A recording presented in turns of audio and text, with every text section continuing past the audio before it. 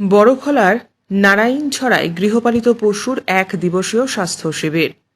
মঙ্গলবার সকালে নারায়ণছড়া বাগান এলাকায় প্রায় 200 গৃহপালিত পশুর স্বাস্থ্য পরীক্ষা নিরীক্ষা করে রোগ অনুযায়ী নানা ওষুধ, ভিটামিন, ইনজেকশন দেওয়া হয়।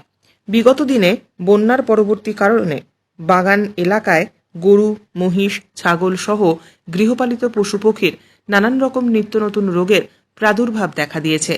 এই পশু স্বাস্থ্য শিবির আয়োজনের উদ্যোগ নেন বড়খলা জিপির 2 নম্বর গ্রুপ সদস্যার প্রতিনিধি হাসান আহমেদ চৌধুরী ও 3 নম্বর গ্রুপ সদস্য আবুল হোসেন লস্কর।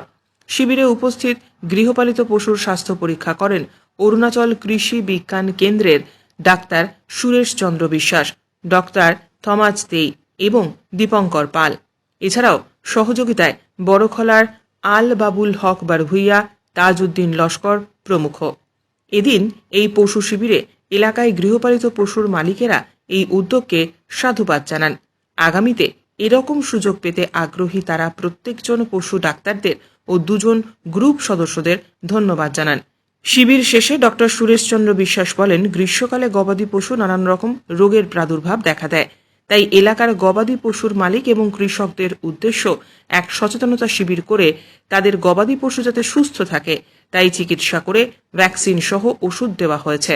ডাক্তাররা সবার সঙ্গে আমি যোগাযোগ করছি, তারাও করতে করিয়া আইসন আমার এখানে। আর আমার বিশেষ করে ওই যে ফ্লাডের কারণে আমাদের এখানে গরু, বাছুর, ছাগল, হাঁস যত আছে এগুলা অনেক কমজোরির ভাব প্রবাল দেখা দিচ্ছে। এর লাগে সকল লোক আমি যোগাযোগ করিয়া আজকে এখানে একটা ক্যাম্পিং করা হয়েছে।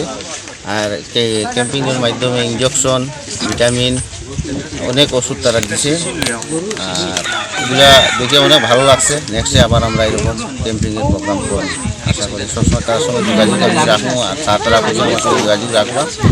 এখানে গরু, বয়স, ছাগল, হাঁস, মুরগি এইগুলা সবসময় তারা যদি আমাদের সঙ্গে যোগাযোগ রাখে আমরাও তার সঙ্গে রাখবো। আর এগুলো মেডিসিন দেওয়া হইব সময় মতো। গরু ছাগলের স্বাস্থ্য সুবল সুন্দর হিসেবে থাকবো। Bureau report, CNN 24 news, Silchar.